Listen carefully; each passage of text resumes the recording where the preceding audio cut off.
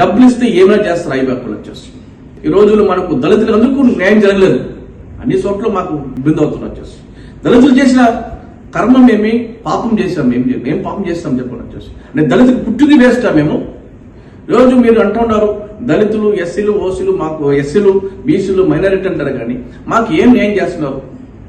మీరు కొంచెం దయచేసి మీరు పరిష్కరించండి. మా ఒక నియోజకవర్గంలో ప్రజలతో మీరే నిర్ణయం తీసుకోండి. అందరూ లీడర్లు, క్యాడర్లు ఉన్నారు, పిలిపించుకోండి, మాట్లాడండి, న్యాయం చేసి. మా తప్పు ఏముండదని కూడా ఆయన ఒకసారి తెలియజేస్తున్నారు.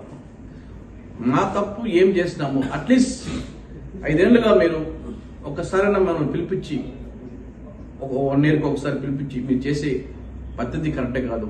ఇప్పుడు ఓసీ ఉండే చోట్ల ఎక్కడ మార్చినారా? మారలేదు వచ్చేసి. ఎక్కడ దళితులు అక్కడ మార్చున్నారు తప్ప ఓసీ ఉండే చోట్ల ఎక్కడ మార్చినారు చెప్పండి? ఒక్క చోట్ల మార్చలేదు. తిరుపతి జిల్లాలో మొత్తం ఇచ్చినారు వచ్చేసి. వ్యతిరేకంగా ఉంటే కూడా అక్కడ ఇచ్చినారు, కానీ మేము వ్యతిరేక చోట్ల మాకు ఇస్తున్నాయి లేదంటే ఏ విధంగా మాకు ఓర్చుకోవాలో మాకు అర్థం కాదు వచ్చేసి.